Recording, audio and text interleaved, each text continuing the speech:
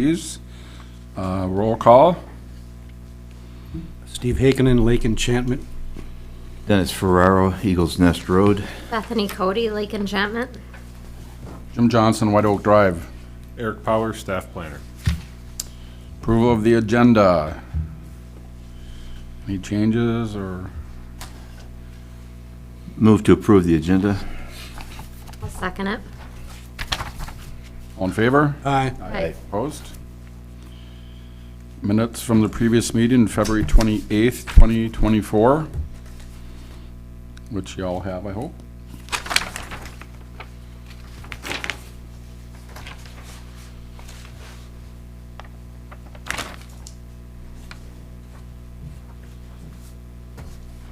I'll make a motion to approve. I'll support it. All in favor? Aye. Aye. Aye, opposed? Public comment. Anyone wishing to make any public comment right now before the agenda items is welcome to come up now.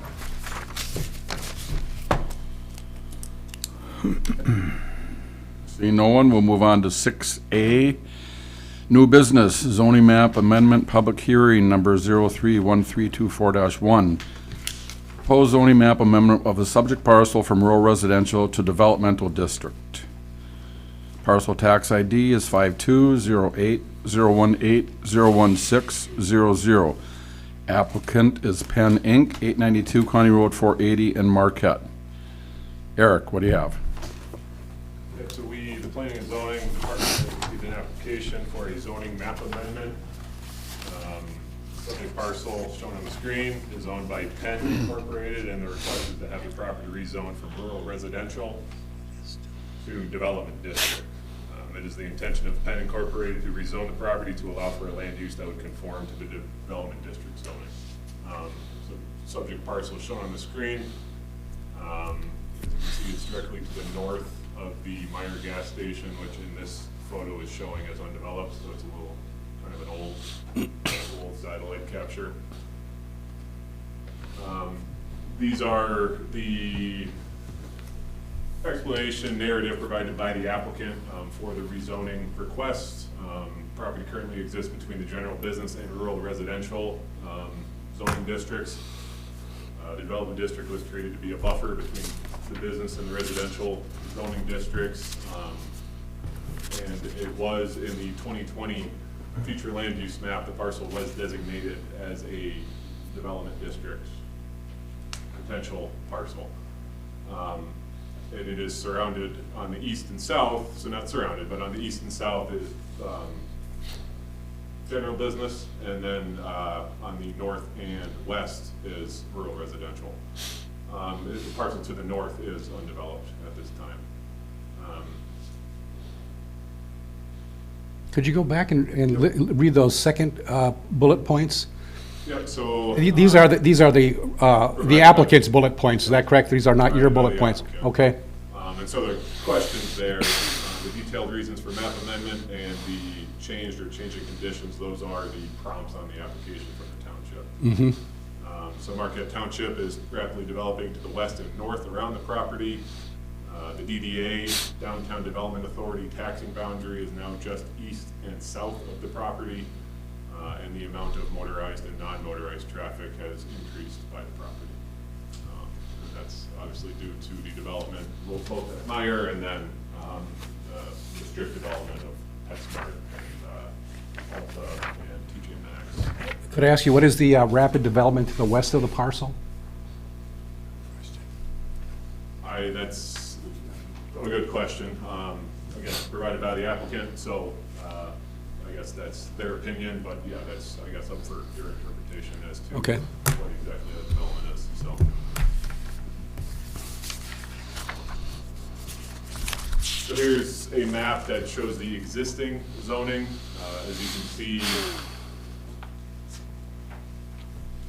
in the red, you've got the general business zoning district, orange is development district, and the, not really showing up as a color, but kind of the lighter tan is the rural residential. The development district, one of its purposes as a zoning district is to provide a buffer between general business and not just rural residential zone district, but any residentially zoned district. As you know, we have urban and scenic along with rural. And so you can see there that there's that corner that there is no buffer. So again, just showing the existing zoning of the area. Does the township consider this to be a spot zoning request? We would not. And as you can see here, this is the existing future land use map as updated, as created for the 2020 master plan update. Subject parcel is shown as a star, kind of small.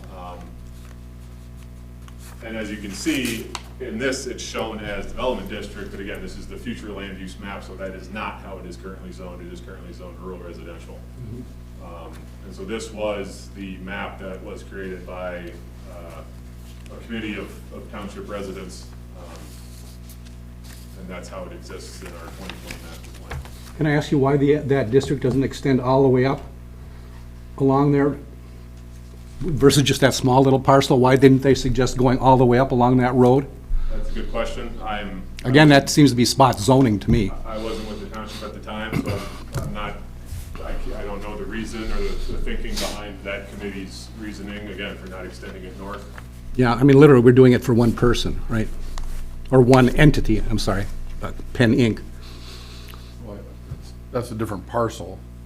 No, the one with the little star. Yeah, but I mean, if you go up the road, that's not the same parcel. though. I know, but why, if this was come up with by a committee of citizens, why did they just pick that little dinky parcel and not go all the way up that road? Because that whole parcel would have had to have been, went into developmental district also, because that's currently residential, but I think that's all their property. So you're not gonna rezone just a part of that, part of their property to a rural, to a developmental district. I think, well, part of the thinking behind it was probably showing on this map here where you have, again, no buffer really. Right, but Kona Ridge owns property, and they're not asking for that to extend across there. They're keeping that residential, is that correct? As far as I know, yes, that is an undeveloped parcel. All right, So, okay. but again, as you can see here, there is no buffer between this general business and the residential zone district. So then when we go to this one, that provides a buffer now. So that's, again, I can't speak for that committee that came up with that, but I assume would be their thinking behind just doing that one parcel, if that makes sense.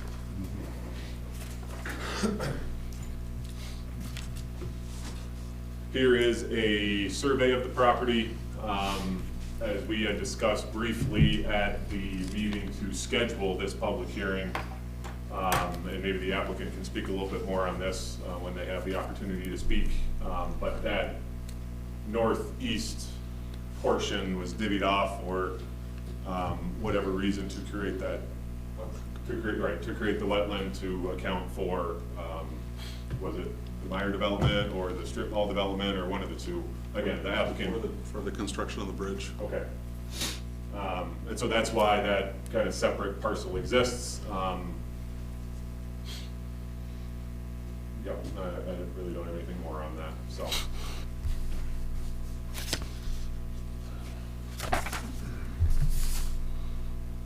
So, Eric, I have a question.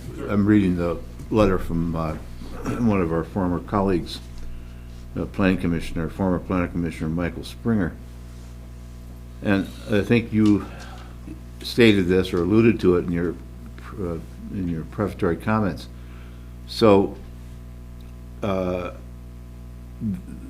had been a subcommittee subcommittee formed to review the future land use map for properties in this particular area.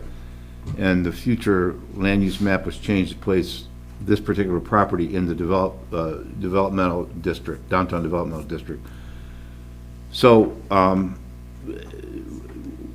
you know, when it says here the subcommittee, what subcommittee was that? Subcommittee of what committee, do you know? Is that of the planning commission? That, I believe, was the planning commission. Again, that committee was drawn together as the master plan was being updated. Okay. So if I could understand this correctly, we've already had a duly appointed subcommittee of this planning commission recommend that this particular request be granted. Not- Well, not this particular request, but that this area be Recommend. recommended that this area be rezoned for DD. Correct. Okay, okay, And so. I will read this letter into the record before Okay. the public hearing starts.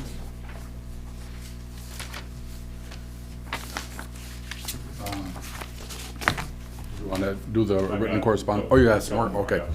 Any other questions at this point? Not yet. So these next couple slides, and these are in your packet as well for closer review, are the standards that any rezone, or excuse me, a zoning map amendment request needs to meet. If a rezoning request, the area proposed to be rezoned is in an appropriate location for the proposed zone, and is requested zoning change or amendment justified by reason of a change in conditions since the original ordinance was adopted, or if there was an error in judgment, procedure, or administration which justifies the petition change. Is the requested zoning change or amendment consistent with the goals and policies and other elements of the Charter Township of Marquette Comprehensive Plan or Master Plan? What may be the long-term effects of precedent which may result from approval or denial of the petition?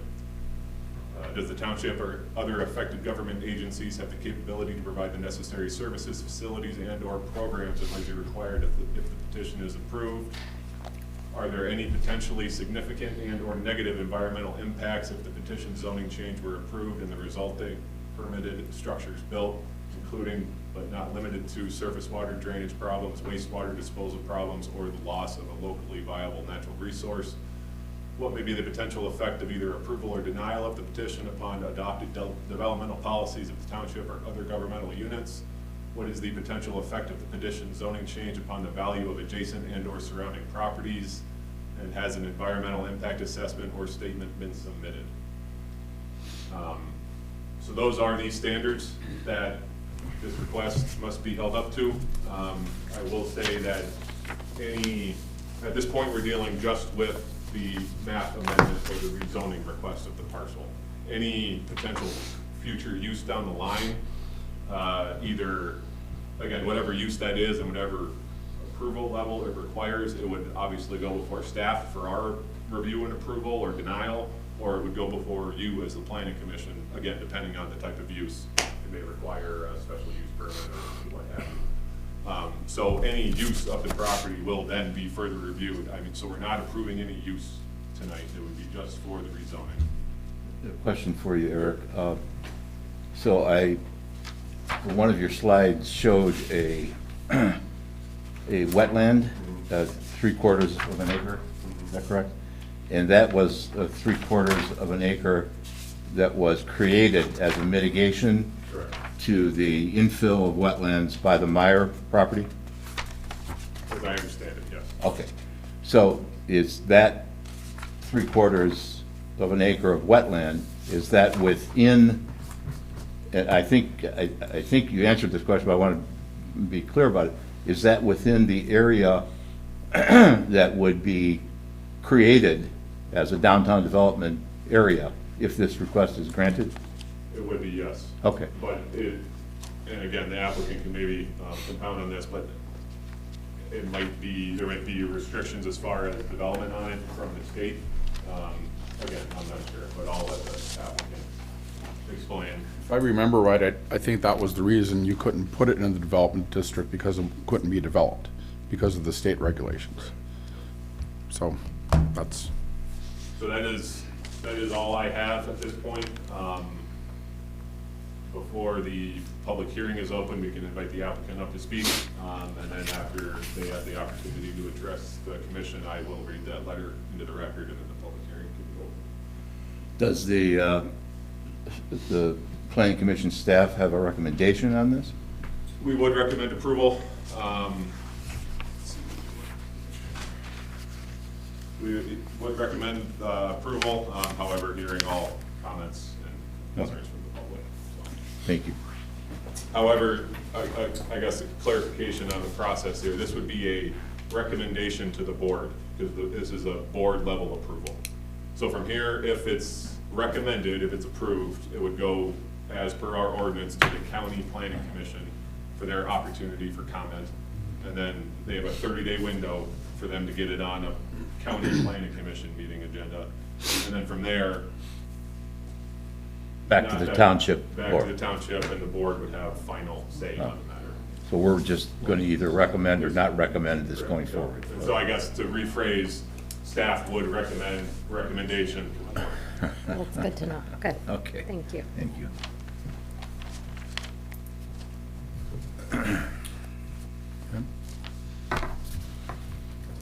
Yep, that's all from staff. The applicant is your Mr. Taylor, so if you'd like to come up and answer any questions or any more information. My name is Robert Taylor. I'm representing Penn Incorporated, 892 County Road 480, Marquette, Michigan. Okay. So if you have any questions for Mr. Taylor right now, or? Yes, what property that was rapidly developing to the west of that parcel? In your application, you state that it's rapidly developing to the west of the parcel? Yeah, if you look at the master plan, the properties next to Myers are also in that to be zoned development district. That's on your own master. That'll be north though, right? No, that would be to the west. Are we talking about those residences? Gas station? The Myers- that's to the south, right? That's west of Myers. The parcel? South of- No. We're talking South of about, being west of Myers. okay, well, what about to the west of your parcel? No, It says it's rapidly growing to the west Well- around the property. that is around the property. It's the south side, but it's to the west. No. Whatever. Means I know, west of I know, the- I know north, south, east, and west. I don't see any rapid development to the west of your parcel. You can phrase it however you want. Well, you wrote this down. Yes, I did. Okay. If you look at your master. And to the north of the parcel, west- where's west. it rapidly developing to the north of your parcel? That's residential too, isn't it? North is not going to be developed. Well, you're saying it's being rapidly developed north around the property. So north is residential. I didn't put north there. That's what it says right here. West and north around the property. Right, north is to the northeast of me is developing. Rapidly developing? I think so. Okay, and then in the west part, what's rapidly developing there? That's in your master plan. I'm just quoting what your master plan says. Okay, Okay? okay. And then the parcel you had in question about that 3/4 acre, Yes. the reason that's not being put into development district is that is a permanent easement for a wetland, so it can never be developed. So that piece is what it is. Great, so that will be. That's the part owned by Kona Ridge. That's why they haven't applied for a development district. Okay, so to understand, that this development district is going to be, that you are requesting to be rezoned to, would be surrounding this wetland piece? Only on one side. Only on one side? Okay. Thank you. And again, we're not considering the spot zoning. Why? Because it's an individual parcel requested by an individual entity for financial gain. And to me, that is epitome of a spot zoning request that should be denied. There is to the subject parcel, there is adjacent development district zoning. So by that very fact, it's not spot zoning. Spot zoning would be if I said, I want to rezone this parcel to development district in the straight middle of urban residential. That would be a spot zoning. No. Yes. He's No, right, no. 100%. It doesn't have to be a degree of separation between the zoning districts for it to be a spot zoning. But You can if you ask for follow- spot zoning in any But district if for you any follow- reason. If you follow your ordinance, you're in violation right now, I'm in violation of what? because you do not have a buffer between rural residential and development. That's why they added it to the master plan.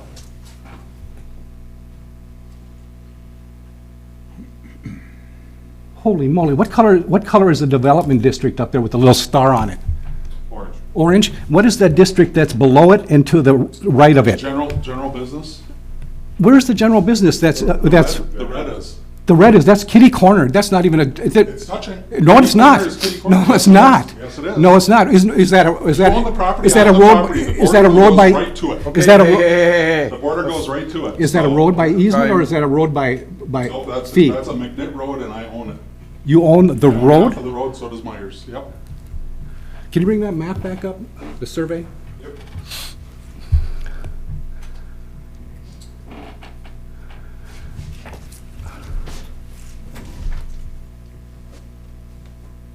And so where is the, Here in that other map, the second floor up of that, shows the red. You got another map that clears that corner up. it shows your parcel's not going to the middle of the road at all. It shows the road is separate from the parcel. You see that little corner in yellow where the road touches? Okay. There's a valid point there. So, and that part of the road I own. Okay, Okay. okay. Any other questions? Anything you'd like to add? Yeah, I'd like to add that I proposed this before in 2017, and the only reason it was denied last time is it was not part of the master plan. Now it is part of the master plan, and we request that you approve it. Sir, can I have one Yes, more sir. question to you? What, and this is out of curiosity more than any kind of dispositive reason for ruling one way or the other. What are your future plans for that area? Well, What's your vision for that area? I actually have 2 buyers interested in the property right now, Okay. and one of them is extremely low impact, and I think it would fit in the neighborhood without taking away from the neighborhood. Uh-huh. But you have a power line overhead, you have a wetland to the right, you got a gas station to the south. It is not a rural residential piece of property. It might have been 50 years ago, it isn't anymore. Yeah. Okay. Thank you. All right, thank you. And I would add on, kind of on the similar vein of what I was explaining as far as tonight, we're just looking at the rezoning, and then any use would have to be further scrutinized and approved or denied. For that use, since we are changing it to a commercial district, or proposing to change it to a commercial district, there are those buffer yard requirements as well, and they would absolutely be triggered here, whatever type of commercial use is there, being that it's residential right next door. So, again, depending on the specific use that would be proposed, should this be approved, there would be a varying level of buffer yard requirement that would be required to be installed there when that use would be constructed. Could you just briefly describe the relationship between business district and downtown development and the differences and what, why do you have a downtown development as opposed to business? So the development district was, one of the bigger intentions of it is to be a buffer between the general business and residential uses. So a lot of the uses that are permitted in the general business district, which here is shown in red, are permitted in the development district. However, there are a variety of them that are not. I could certainly provide the planning commission with kind of that table that we have in there as far as the different types of uses. Okay. But the big difference, I would say, the development district does not permit some of the higher impact uses that the general business does, or maybe higher traffic, struggling to find the correct word there. Okay. So. Okay, thank you.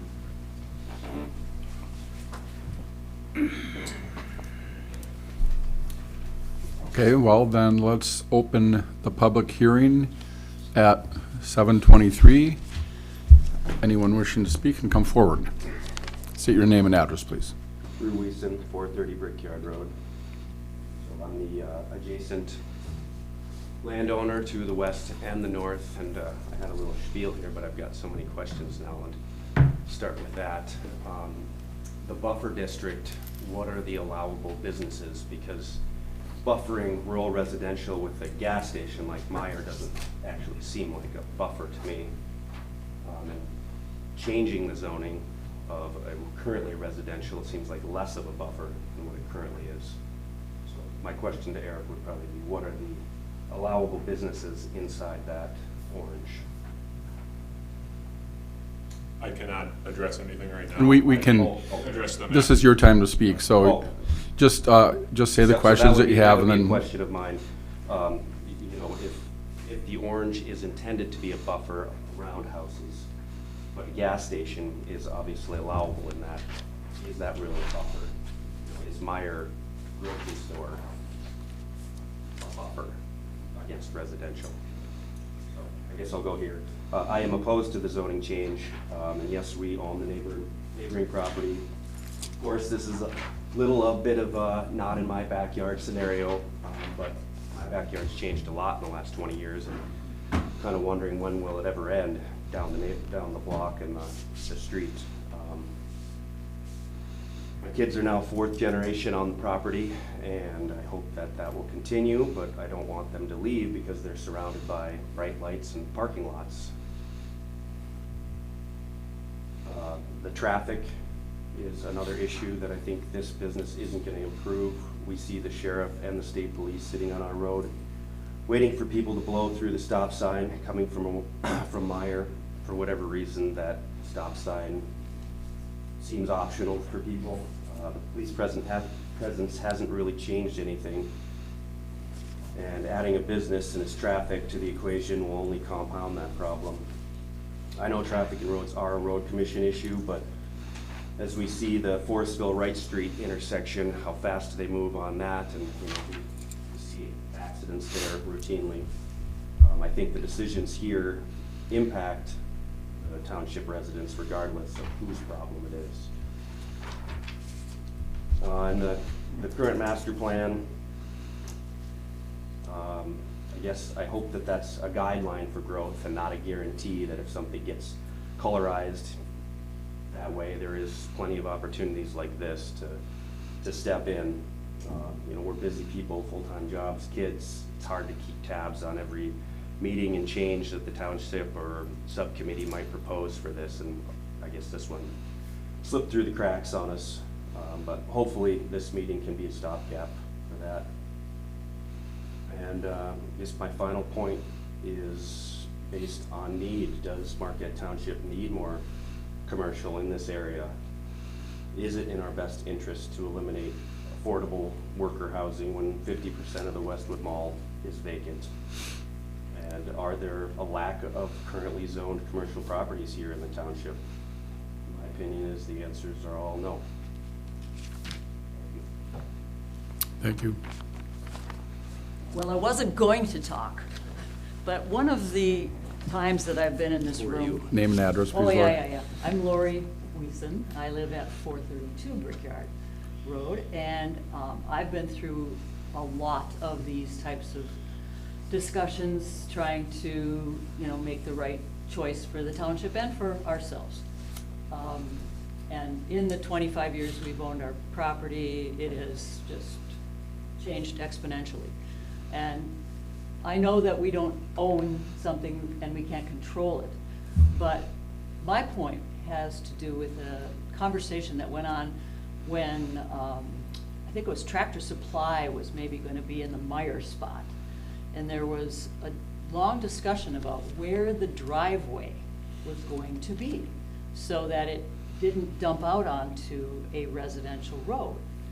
And so I don't know if there's, you know, an opportunity to go off to the east for a driveway, but the impact if they came off on the residential side, which is the south aspect of their property, it just, there's so much going on right there with people turning into the gas station, people turning left, then there's another little jog to go to TJ Maxx, and then there's, I mean, it's just really confusing. And I fear for my life sometimes. I've almost gotten T-boned many times. And so the driveway issue isn't your bailiwick, I don't presume, but it's got to be considered somewhere along the line that trying to add more traffic into this already very busy area is a great idea. And the grade on the west side is pretty significant. So there'd have to be a ton of excavation, I would think, to get it away from the corner. So, thank you very much. Okay, thank you.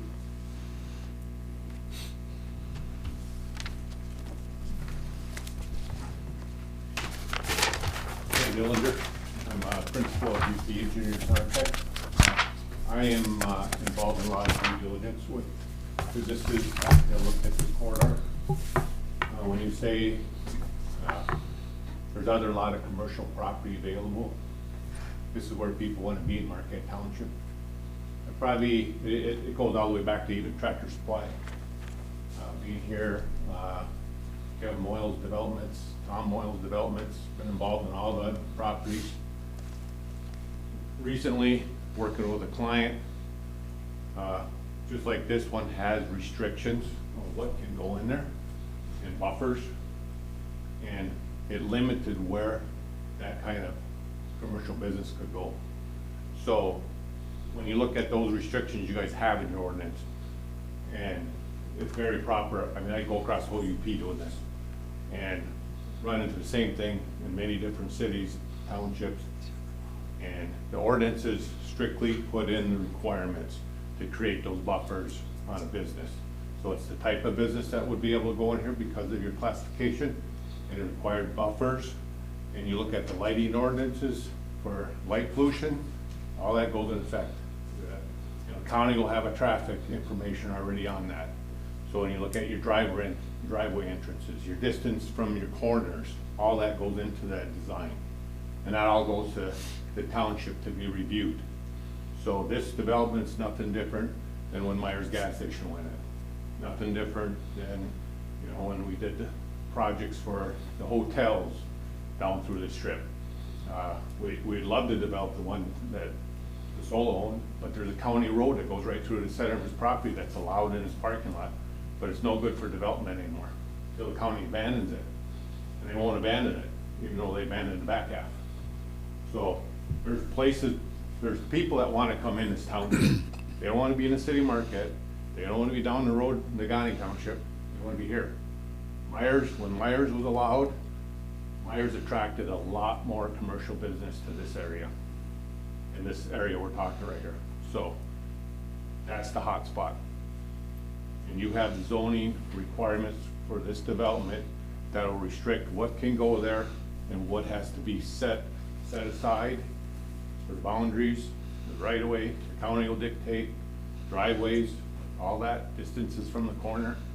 So that's what the zoning, your zoning ordinances do. Allow commercial business to come into an area. And this was, from what I see, 2020, it was looked at to be changed to this. So everybody that comes in this town looking, that's a, steakhouse, different types of businesses, this is gonna be one of the parcels they're gonna wanna be interested in. Because they know how much traffic is coming through there already, and this is one of the hot spots. So, that's the value. And that's the value that Marquette Township's gonna get out of it too. They collect on that and help the residents with their roads and utilities and everything else that goes on. So, I think this is the proper thing to do. Sounds like I wasn't aware that, there's a dividing factor that has to be there. But that's why it was put in 2020, was that this be changed for that reason. Thank you.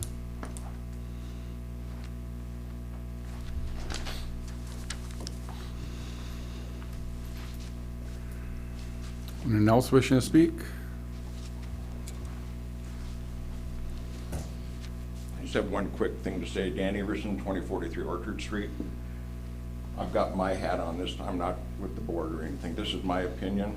And I think that if somebody opposes this, I know we know the Weasons have lived there forever and they used to ride their horses there. This is development. Development is what pays the taxes, hopefully. And I think that with this, if you guys oppose it that much, you have the option to buy it. We tried. Many times. Bob said he offered to sell it to you. Steve offered him Pelto some has, money. yeah. Well, there's the answer. If that's the question, then get together and come up with a term. We've worked with So his that's the realtor. only way you can control what goes in is if you own it, like you said, Laurie. So, thank you very much.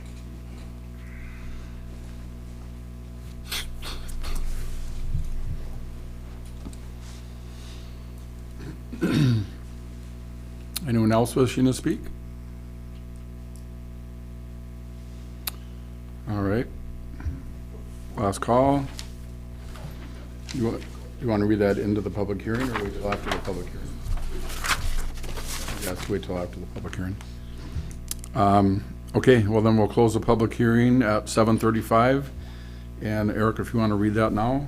Yep, so this is a piece of correspondence we received on this matter. March 13, 2024, Marquette Charter Township Planning Commissioners. I am writing in support of Mr. Bob Taylor's Penn Incorporated request to rezone his Brickyard Road property from rural residential to the development district. On March 22nd, 2017, almost 7 years to date, Mr. Taylor requested the same zoning change as he is requesting tonight. His request was denied as it didn't fit the future land use map. See Planning Commission minutes, March 22, 2017. As noted in the minutes, a subcommittee was formed to review the future land use map for properties in this rapidly developing area. The future land use map was changed to place this property in development district. This property would then serve as a land use intensity buffer between general business and rural residential. In my opinion, based on these finding of facts and that the property is now designated as DD development district in the future land use, in the current future land use map, the request should be unanimously supported. Thank you for your consideration. Michael James Springer, former Marquette Charter Township Planning Commissioner.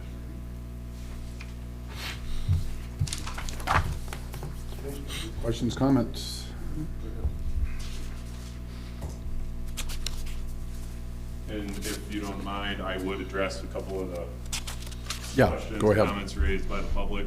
Yep. So as far as the uses permitted, basically any, outside of a few specific examples, basically any use permitted in general business is permitted in the development district. However, there is a stipulation in here, and I would certainly be happy to provide this section of the ordinance to you if you provide an email. Any use proposed in the development district when it is adjacent to residential zoning, which this would be the case, it would require a special use permit, which is on the same level as like a short-term rental or any marijuana use in the township requires a special use permit. So that would involve a public hearing and notifying neighbors and then notice in the mining journal.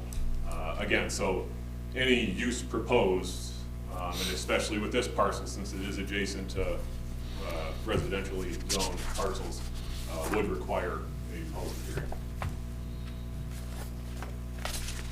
So, and then on the other, there was a question, comment about. Just to clarify the special use permits too, if they are approved and it's not working for that property, they can be revoked? Correct. So the buffer is that any business can still go there, it just needs a special permit. You have to have a public hearing Be approved. to get it approved, just like this. Then you'd have a chance to speak on that again. So technically, there could be no buffer if something is approved, like a gas station with, No. Still buffers. I'm misunderstanding what a buffer means in that So- context. If this request goes through and it's rezoned to development district, since it then borders rural residential. Find that map. Go to this one. So since it would, so imagine the parcel surrounded in the red line is orange. So since it is then bordered by rural residential, any use proposed as per our Article 15, the table, would require a public hearing and a special use permit. Basically the only way it would not require a special use permit is if, and this is, I know this is not what we're talking about, but is if these two were rezoned as development district 2, and then this one is basically surrounded by commercial zoning, and then it would not require a special use permit. But since it would border residentially zoned parcels, it would, basically, any use proposed would require a special use permit. But I know you're getting mixed up on with this buffer thing. The buffer would be on that piece of property between the rural residential, that property there, and then how much of a buffer there would have to be between his project and the rural residential. Like a setback. Right. of some sort. Exactly. setback, or Exactly. there's also like planting requirements for hedges and even up to like a fence, again, depending on the intensity of the use proposed. So again, it would depend on the specific use. But yeah, I see your point now where we're talking about a buffer between zoning districts and then a buffer between individual land uses. And those types of buffers aren't required between businesses in the general business district? Not when it is like to like, just like we don't require buffer yards between residential parcels. Okay, gotcha. But when we're talking about a residential use next to a commercial use, there are buffer yard requirements. Okay. And what about one of the gentlemen brought up lighting. What about lighting restrictions? Are they different in this so-called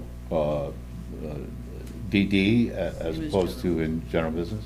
As far as I know, I think it's pretty consistent between the two, but we do require, I mean, it's pretty strict as far as downcast lights and. All the Jason- dark sky Right, yeah, requirements.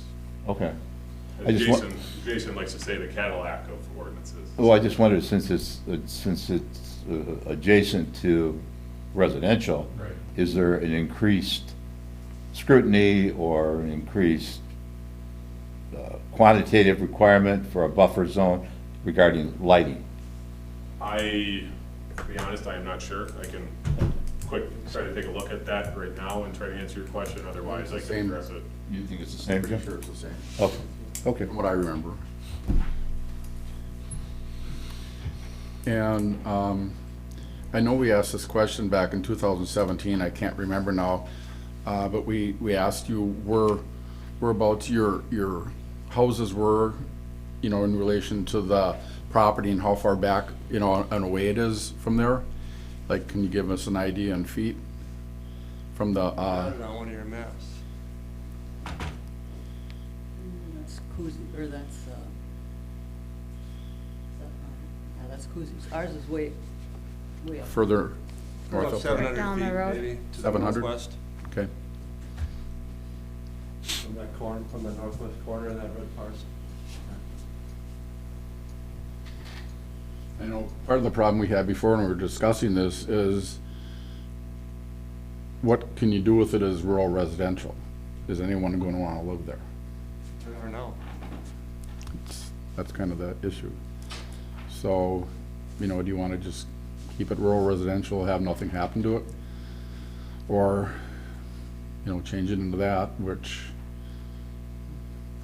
something probably could happen to it, but, you know, if you kind of look at, we kind of did this with the childcare thing over here, because that's a budding residential property, and we did that and approved that, and they had a buffer there. It was higher up there, so they didn't have to have as much of a buffer, you know, or have any plantings in there, because there was quite a bit of an elevation, but that's kind of the same setup. It was budding the residential, not rural residential, but. And to explain a little further on the buffer requirements between land uses, so again, the fences and plantings and shrubs. So even though, I mean, this property does have some trees, it looks like, along the western lot line, but any buffer yard requirements that would be triggered by a particular land use, even though there's a lot of foliage surrounding it on other properties, they would be required to, on this property, to install those, if that makes sense. So just because on other properties there is some buffer, they would be required still to install it on this property. And we did, the planning commission back then did approve that land use change to developmental district. The other thing I think, you know, in terms of like, comment, a point that Bethany brought up is that whatever land use is eventually granted to this, it's always subject to revocation or modification if it doesn't meet our zoning ordinances. And I'm thinking in particular about the car dealership and the lighting issue that we dealt with, right? And we went, 2 places. yeah, and we actually enforced a violation of lighting for the people who lived near this particular auto place. So we do have teeth in terms of being able to protect, And plantings. and plantings too. And in fact, we had them replant the plantings, if I remember, because they weren't sufficient. But anyway, just a comment to offer to you for consideration.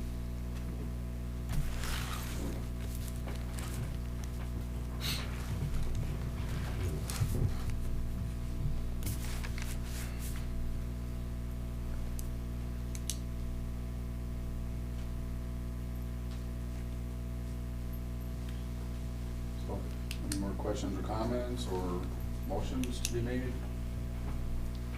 I'll make the motion to approve the proposed zoning map amendment as specifically stated and laid out in item 6A of our agenda.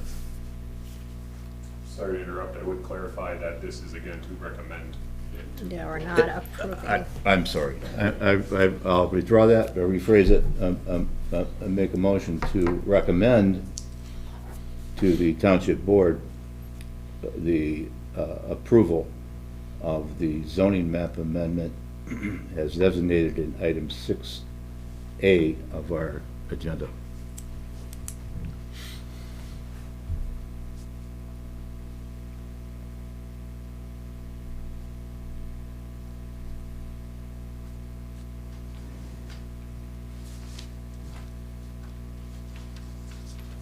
Any support?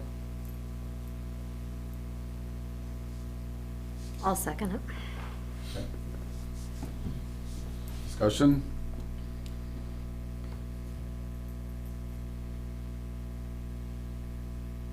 Okay. Call the question then, roll call vote. Steve Akinen, No. Ferraro, Yes. Stephanie Cody, Yes. Jim Johnson's a yes. Okay. And you'll still have another chance to go to the public hearing for the board Can't also. wait. Oh, so excited. I know. Get another one, yeah. Okay, What's the next one? Short-term It- rentals. Quick. Short 6B, short-term rental discussion. Eric? Yep, so in your packet tonight is information that was previously provided, I think, last year. And what's in there is a breakdown of different townships, cities, municipalities around the UP and how they deal with short-term rentals. This item on here tonight is more of a placeholder. I mean, this has been an ongoing discussion with the planning commission as far as maybe putting into place some additional regulations. We had gone over this information last time as far as what qualifies as a short-term rental. However, I would call attention again to this slide as far as the types of limitations that we could potentially put into place. So again, license caps like the city has as far as the total number. Separation distances, which the city also has as far as, I think theirs is like one per block face, actually. Transfer restrictions, as far as if I'm selling my property that has an approved short-term rental, saying I can't transfer it to a corporation, or I can't transfer it to somebody out of the family, or something like that. Use frequency, that would be along the lines of a minimum night stay. So, a big example that comes to mind, my family has stayed at short-term rentals in Florida where the minimum stay is 7 nights. And that keeps away, again, the 1 and 2 night renters that might be a little bit more focused on the partying and noise and all that. Maximum occupancy, and a license suspension, revocation, item. We have discussed that. It is not a formal policy, I would say, as we haven't really had to use it. But we kind of deal with it with a 3 strikes, you're out type of rule. So if somebody is approved and we get 3 substantiated complaints as far as parking issues or noise issues or anything like that, we have the right to revoke that permit. Kind of leading over from the previous agenda item regarding special use permits, that is what any short-term rental in the township requires, is a special use permit. So that is a application form that anybody can submit for their residential property. Staff reviews it, make sure it's complete, and then we present it to the planning commission, who schedules a public hearing, and then at a subsequent meeting, that public hearing happens and a vote is taken and a decision is made. To date, I think we've had about 25 applicants and 21-ish have been approved, so a majority of them are approved. The few that have been denied, a couple have been due to like easement issues, and a couple others were due to a overwhelming public coming out and opposing it. Otherwise, I mean, they have been kind of a track record of being approved. As far as the density goes, we've also discussed this before. We, obviously Trowbridge, with the high density of the population of the township, that's where most of them are there, and up County Road 550. And there's I think 2 locations, or intersections, I should say, 2 intersections in Trowbridge, and then 1 or 2 places up 550 where they are immediately adjacent to another. So, again, we are seeing like right now, there's 2 pending applications, so those will be before the planning commission soon. So, I mean, the interest has continued, but, I mean, when we compare it to the city, and obviously the city's different, they got a higher population, a higher density. I mean, their total cap is 250, and last I heard, they've got a waiting list of 100 or so people that want to get on that approved permit list, or to get a short-term rental permit. So we really haven't seen, again, probably largely due to our relatively low population compared to the city and our low density compared to the city, we really haven't seen the number of applicants. But something like this, I think, my opinion, it's better to get out ahead of rather than deal with it when the problem really starts to occur. So. Is there any limitations or restrictions or thought being given to absentee owners, people that live out of state, you know, that own these things, that strictly bought it for investment to turn into a short-term rental? I mean, do we want to limit it to people that are local residents and own them, or is that even a feasible thing to do? That'd be a question for Attorney Zappa, if that's even again, a legal thing that we could do. If I recall correctly, as I explained last time, the information in these few slides is from a presentation at a Michigan Association of Planning conference that Jason and I attended in October. And so I'm if I remember correctly, the attorney that presented this information did speak on that. And from what I recall, it was a viable option. Okay. So again, that's something to consider. And to remind you, staff is certainly going to help and obtain information and give you our opinion, but this is ultimately up to you as the planning commission. You know, it would make sense, because I think that would stop or limit people just buying properties as investments to do that from out of the area, if they know that they can't get short-term rentals just by having a company that buys up, 30 homes in Marquette and turns them into short-term rentals. That may alleviate some of that issue too. Yeah, I don't know. Anecdotally, and we've talked about this before as well, but I mean, you hear, there's lots of articles out there, news articles, as far as these big LLCs, big corporations buying up single-family homes in cities and either renting them out at exorbitant rates or turning them into short-term rentals. We have not seen that. Yeah.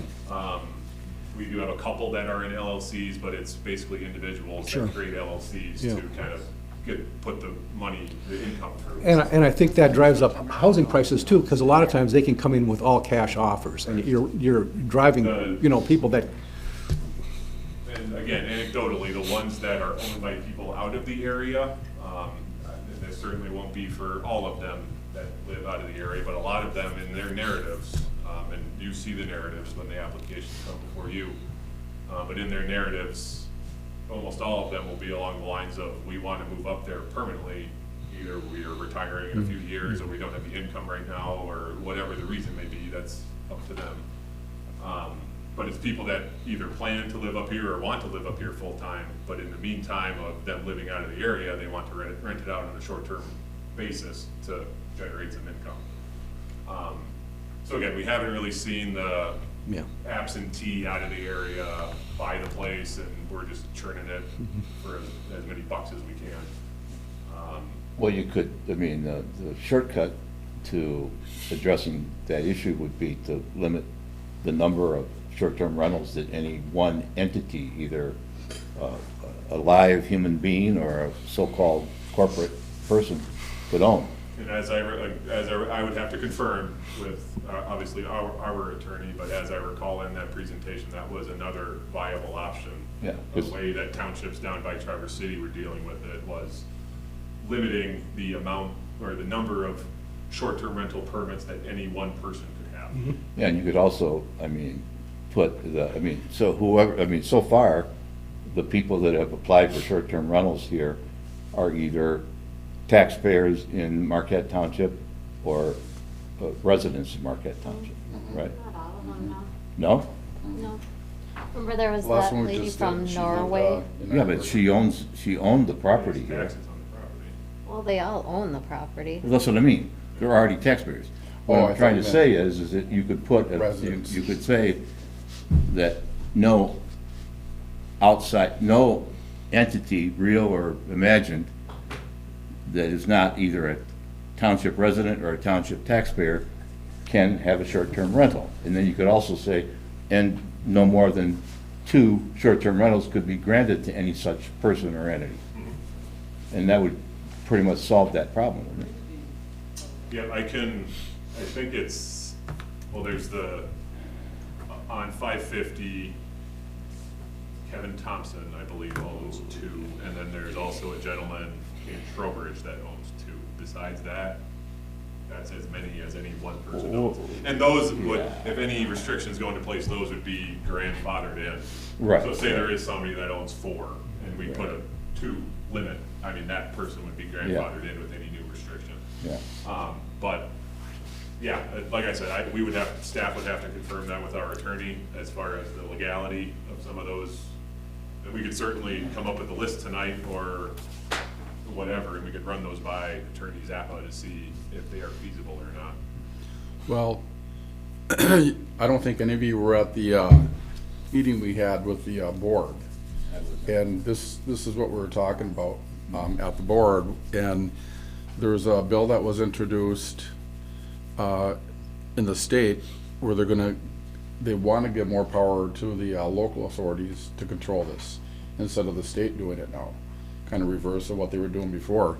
And all the things that you're talking about are all the things that the townships or cities will be able to do. And the big thing, one of the big things was you can tax these because they're businesses. So you can put a tax on them up to, I think for the townships, it was 6%. I don't know if you read that or not, Eric, but. I have not yet, no. Okay, but, and then the state also would tax all these And that short-term is to rentals. help kind of compete with the hotels. too. Exactly. And, to limit them, because, it's affecting the, hotels, obviously. But, the other big thing is it's affecting affordable housing. Because everyone you take off the market here, it's causing a shortage of housing, and there is a big shortage of housing, so that's another issue you have to think about.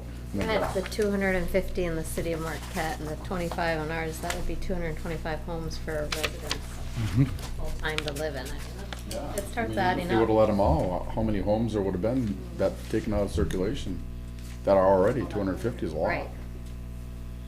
And so that's kind of, if this law does pass, then we'll have a lot more authority to do this. And, you won't have to check with the township attorney because we can kind of create our own rules. I'm definitely in favor of some limitations. I just don't know which ones yet until we kind of narrow them down, and instead of saying, well, maybe if the attorney does this, I think we should get some recommended ones And I didn't go into much detail on it tonight, but I would encourage you to read through the staff report from tonight that goes through kind of city by city, township by township, county by county. Because a lot of these Yep. that are mentioned up here, a Says lot of why these they're places are used. doing them already. Mhm. So, like, one that comes to mind, I'm trying to find which particular municipality it is, but they require that the owner is on the premises as it's being rented. So, It's pretty I mean, tight. that's pretty extreme as far as what we're talking about, I would say. But again, there's a variety of ways to go about this, so. Does anybody know whether this proposed legislation gives the state a regulatory authority over these that we don't already have? Or Not it with takes, that new takes, one. takes one away from us that we already have? It really doesn't give them any authority. It's all gonna be local. Okay. It just gives them, If that passes. just gives them the ability to tax. Yes, which is kind of what they like, and us too. You need that income. So, yeah, I mean, and that'll be another thing that's gonna affect their income, short-term rental owners is, if you're gonna have to pay an 11% tax on that also. That's gonna cut into the bottom line, so I don't know how much money they make, but I've been told there are a lot of people that are doing short-term rentals already without without applying for it. And the person didn't tell me where they were, and And that's, You had a software that you were right, looking and I at. was just gonna mention, I talked to the gentleman today, he kinda cold called me, and was trying to prod me into giving him an answer. Obviously, as a singular staff person, I'm not gonna say yes or no to a salesperson like that, but, they are aware, this particular company, and there are others, so it's not this one that we would have to go with. But they scour all the sites, basically, and find all listings, approved or permitted or not, find all listings and then kind of route it through us, and there's varying levels of, they would do, or they can do enforcement on this stuff. So again, that's something I can provide more information on at a future meeting. Yeah, I think right now it's more important just to get our limitations down. And I think the people that are in the business of these, they kind of tattle on each other if they know somebody else is doing it not by the books And I right now. would, sorry to interrupt, I would say, kind of going back to the owner occupied ones. So that if, in the township, there are a couple that come to mind that are listed on VRBO and Airbnb. But it is either like a bedroom or a secondary unit or like the basement of a house. So the way we deal with owner occupied short-term rentals, where the owner stays on the premise while it's being rented out, we don't really touch it. So there can be listings out there that maybe aren't approved by the planning commission, but are perfectly legal as per the township ordinance and laws or rules, because the owner is staying on the premises. How do we regulate bed and breakfasts? Yep. We do? I mean, they're in the use table, so Okay. from that perspective. I mean, is there a special use permit that you need to operate one in a township? I mean, do they have to meet fire, anything, do we have anything that requires them to do anything besides Well- hang a shingle? Besides, I think it how had to you be would, I how could, many rooms there were and. right, I can't speak for like the fire department requirements, but I assume the fire department would wanna like walk through and make sure baseline health and safety stuff is met. And then any bed and breakfast hotel would also have county and state requirements as well.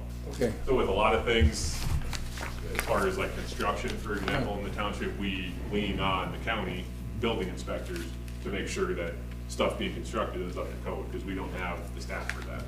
So kind of the same vein with this, we certainly would have some very baseline review and requirements, but we depend on county and state to make sure that those are permitted and What's the process that you suggest for us to give you our suggestions?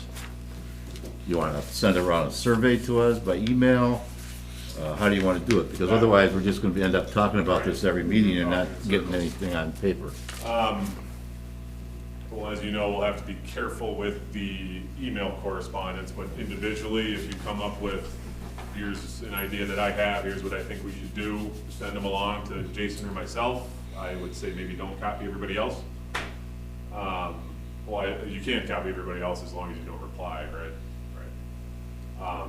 So you can send those suggestions along to Jason and I, and maybe we'll call like a actual work session. I know this is kind of a work session type setting right now, but being that it's a meeting, we can't call it a work session. Well, can't you send us, Can you send us the list that are allowed? Like we just said, we weren't sure if a few of those were allowed. You'd have to ask the attorney. Yep. Like maybe, and you could even narrow it down from there, but these are allowed and these are what we recommend. The Sure. ones that are a little bit that you know Right. we shouldn't, even though Yeah. they're allowed, you don't have to put on the list. And then maybe from there,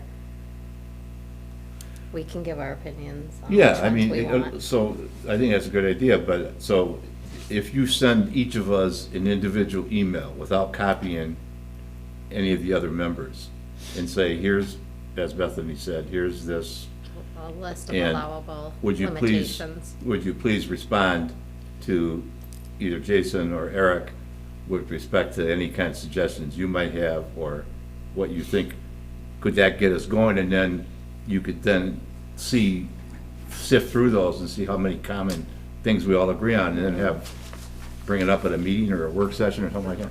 Yep. Yeah, that doesn't violate the Open Meetings No, I Act, does it? don't think so, no. Okay. I think that's what Jason told us to do before when Eric wasn't here one time. Is that right? Okay. Yeah. So you're gonna send us an email? Yep. And we can send it him might- an email too. Yeah. Yeah. We'll wanna run it by. Just don't copy on everybody else. We'll wanna run it by Zappa first, so it might be a couple weeks here, cause he's not the quickest all the time, he's got a lot on his plate. Okay. But we will I get around think to that's a that. great start. So, Yeah.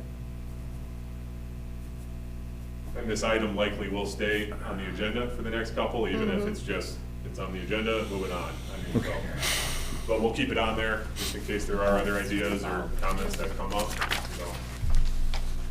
Yeah, I like the fact that we're getting ahead of it before it really becomes an issue, and I think what we have out there now is appropriate.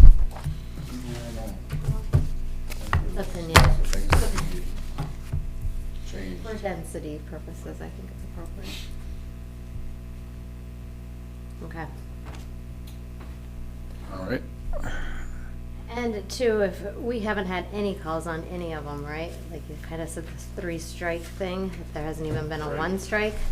The last one I got was for one in Trowbridge, and it had to do with people parking in front of a fire hydrant, which, Okay. I mean, sure, that's a result maybe of somebody that's unknowledgeable staying in the short-term rental, but at the same time, that's not really our problem.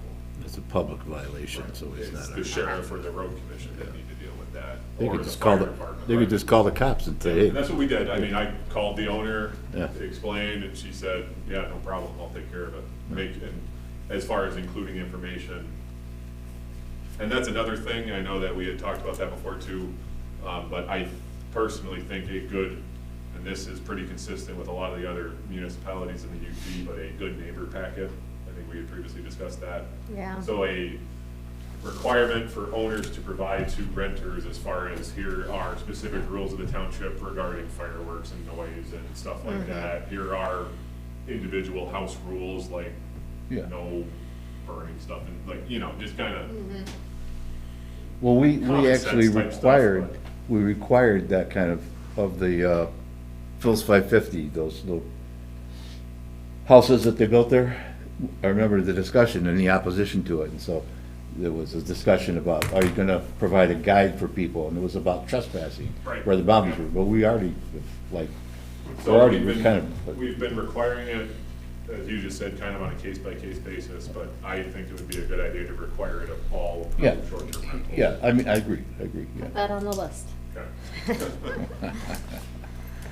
And that's something that I I mean, we'll certainly have Zappa comment on it, but that is something that I know is perfectly legal to do, is require people to post certain information. And tell them how to use the remote control. I mean, sometimes it's like, Jesus Christ, did I pay for this place? And I don't know. Okay.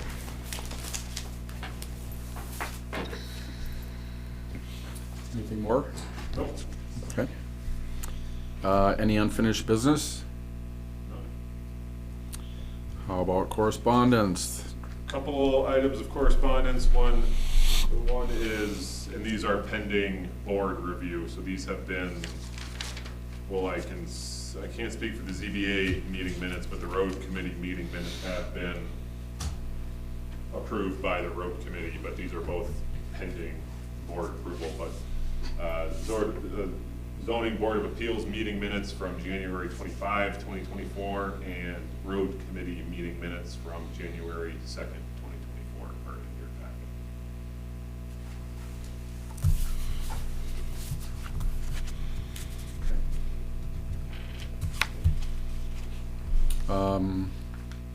Township board report. I don't know if you were there or you know anything about that, but Linda's not here. Guess we'll skip that. Any rec committee report? They meet next week, and that's all I got from Jason. They, as well as I'll jump right into the road committee. But recreation and road committee, I know that they've both, and it'll be before you guys before too long, but kind of have been reviewing the master plan for relevant sections to both of those individual committees, and finding areas that need to be updated, changed, stuff like that. So they're kind of both focused on the master plan update. Road committee did meet last week, and that was most of the discussion was regarding the transportation section of the master plan, so.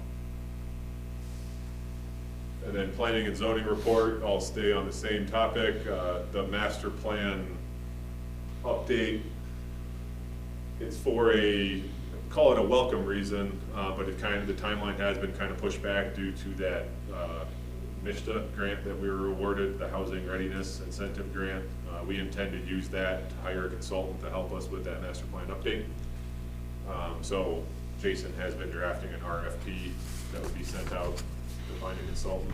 Congratulations on getting that grant too. That's good. So again, the timeline for the master plan update has been pushed back, but it's for I would say a good reason. What kind of person are you looking for?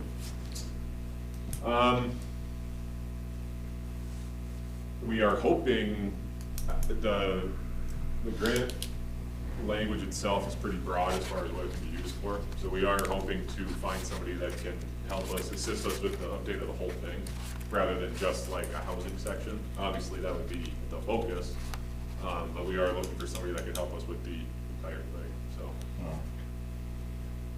So there's a lot of, planning and engineering firms out there that come to mind. We don't necessarily, we're not dead set on hiring one of the bigger, higher cost names necessarily, but it would be somebody that could assist us with updating the entire plan, so.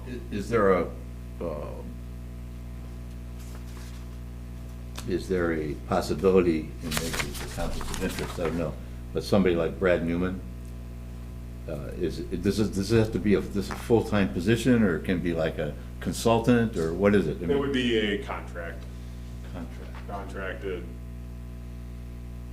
I'm just saying, does it have to be named as this could be like a subcontractor, it could, you know, you got a guy like Brad Newman, for Right. example. Yep. I mean, he would be probably helpful, right? Right. I don't know, has anybody thought about that? I can't say anybody has. It's certainly a good idea that I'll bring back to Jason tomorrow, so. Yeah. Or somebody of his quality. Right.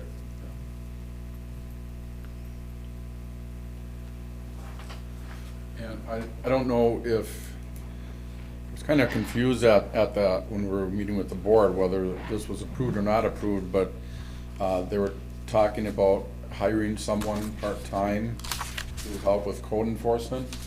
That has been discussed. I'm not sure where it stands as far as board approval. but ideally it would be somebody for the summer months, spring, summer, fall months, so maybe Help 6 you months guys out of out. the year, so part-time seasonal employee. And they ideally, in discussions between Jason and I, ideally would be helping with a lot of the on-the-ground, going out inspecting, taking pictures, sending it back to us, and then draft up letters and send them out. So making it a lot more efficient and streamlined, I guess. So yeah, it has been discussed. I don't know where it stands as far as approval. Just so you know, Steve, they were talking about your neighbor again at that meeting and how it's gotten to be Danny terrible again. Johnson's? Yeah, Johnson's, Camille, so they're Cumby, those three? trying to do something about that again. Yeah. Hope it's before I'm dead, Yeah. or else we have, or before we have to sell. Oh, yeah. Yeah, Yeah. because I swear to God, if we lose money on it, township's gonna have a problem. Well, that's why they were discussing it and trying to figure out what they were gonna do about it now, because it's just gotten back to as bad as it was, I guess. If not worse, and my property value's been devalued. Do I see a reduction in my taxes? No. No, I don't. I'm just looking at a shithole. And it's been going on for years. And I'm not gonna raise my voice, but you understand how I feel about it. I do. They do too. Yeah. Is there a Okay. preliminary, a preemptive strike that could be taken by the lawyer? Well, again, they'll have to do the same thing all over again, is go to court, go to circuit court, and, the same routine. And that's what they said is, the problem, is they just have to keep going back to court and doing the same thing again, and then he just starts building more stuff up there, and then they have to do it again. There's I don't know if this applies in state court or not, but in federal court, when there's a settlement of an issue or a resolution of an issue, there's something called a consent decree, which lets the court retain jurisdiction to enforce the terms. I don't know if, if we have to go into court again, rather than just get did the judge retain jurisdiction at all to enforce this issue? As far as I'm aware, no. Okay, well, maybe that's something that could be brought up with Zappa Yeah. for the next time, that, whatever the next thing it would be, the judge has continuing jurisdiction, to monitor, I don't know, just a suggestion. There's a problem, and I know they were talking about almost having to change the ordinance to get some kind of teeth into it to keep people from keep doing this. Oh, yeah. I mean, there's, It has to be changed, because there's, yeah, all it is it's Township just can do. wasting his time. They go through the whole rigmarole, they give it some kind of like eye wash to clean it up a little bit, and as soon as they're done, it just starts coming back. It comes- Was it ever cleaned up Yeah. to any degree of your satisfaction? No, I mean, there's a lot of trash there, but they weren't gonna take his 5 cars that he's not allowed to have, but they weren't gonna take his cars from him. They're just junk cars sitting out there, I mean, there's snowmobile parts out there, there's lawnmower parts out there, there's motorcycle parts out there, there must be, I don't know how many cubic yards of pallets that he's saving, garage door tracks, garage doors, just junk and trash and garbage. it's almost like, I know in the city, what the city does is if you don't follow what they told you to do, they can fine you like up to $250, $500 a day, whatever. Well, that's exactly right. I mean, there's gotta be some, and there are 3 owners on this parcel, And that's what has to be done. so all 3 of them gotta feel that pain. Yeah. All 3 of them gotta feel that pain. And if it's $150 a day, fine. I don't care if it's $25 a day, but it's gotta be something that they're gonna say, I can't do this. And then if it's not paid, then what? I don't know. Add it to their taxes? I don't know. Added to their taxes, that's what the city does. Anyway, it's just frustrating, and like I said, if it happened in Oak Hill Estates, or if it happened up where you live, if you had a junk pile next to you, holy moly, would there be hell raised. But it's like, because we're out of sight, out of mind, I mean, we're the only ones that live next to it. Literally, we're the only ones that live next to it. Nobody else is raising hell. I think the problem is just that guy. He just won't do what he's supposed to do. He's about as smart as this Formica, so, you know. Has the township board, when you say there was a discussion in front of the township board about this particular property, did anybody say, well, let's give Roger Zappa a call, and let's have a conference with Roger Zappa, and let's determine the most expeditious way, quick and deadly, to end this? Because if they haven't, I'm requesting that, that Eric and Jason contact Roger Zappa, ask him to address this particular issue that it would be the most drastic and yet legal, permissible solution that would affect this particular landowner and not necessarily affect a change in the ordinance or anything like that. See if there's any, or if there is a change in the ordinance, whatever. But why don't we just get Zappa on this? We've been talking about this for what, 3 years? Well, maybe we can't make a motion because it's not an agenda item. No, just Maybe suggestion. what we can do, though, Uh-huh. is put this on the agenda, not just this property, but just in general. Or and see about our trash changing the ordinance, or, yeah, ordinance or absolutely. recommending Something board decision. for the benefit of everybody. I don't want it done just for me, Right. but I don't want to be the only one that gets hosed. Right, I agree. Do we know of any other flagrant violators similar to this? There are a couple that come to mind. Okay, well then it's, It's a constant issue like this, no matter what we do as far as letters or It's enforcement. just certain people, Constant. right. okay, well then an agenda. There has to be some kind of monetary thing, like so much a day. Because I know in the city, send you a letter and say, if you don't correct this, it's gonna be $500 a day. Well, maybe it would require an amendment to our ordinance. And if you don't pay it, I mean, actually, I think they can put you in jail for it if you don't pay it.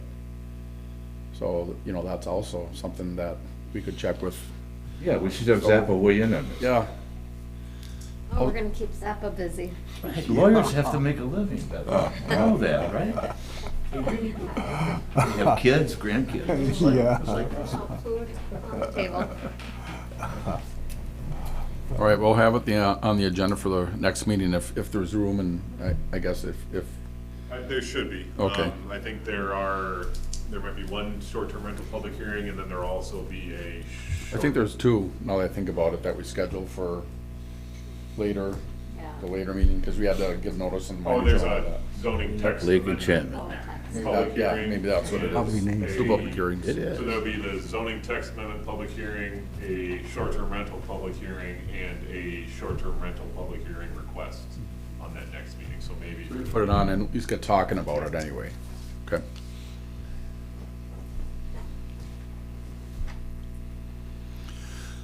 All right. Announcements, anyone? Since there's no public comment, or no public here, there won't be public comment, and I'm just doing a mic check. John, can you hear me okay now? Was it better? I should get up like this, be much better than I get all this feedback.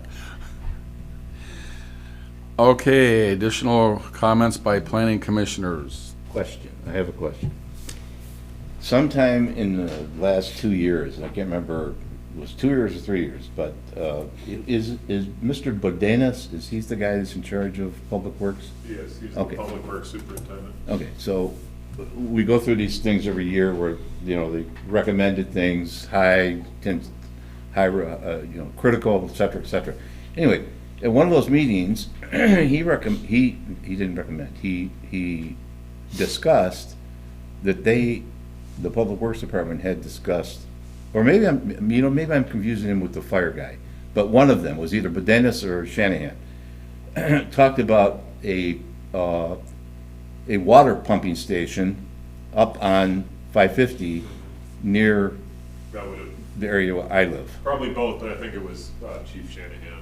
Yeah. Both would be involved in it, but it was Chief Shanahan who discussed it. Yeah, and I'm bringing that up because I saw something on the internet there where, it's starting to hit. We're gonna have drought in Keweenaw, and, you know, so and we've had fire advisories here, so. And I live a long way from, you know, it'd be a while. And I know there's been a house that's burned down there. I think it was Dr. Henke, who now lives in Middle Island Point. But anyway, is there any way of, I don't want to make a big deal about this now, but I mean, is that just been forgotten, or?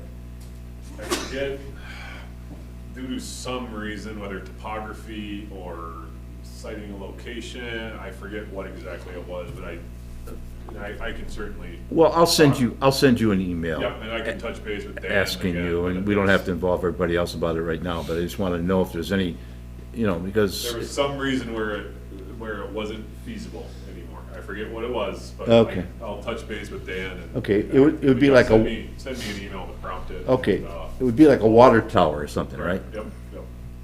Okay, thank you.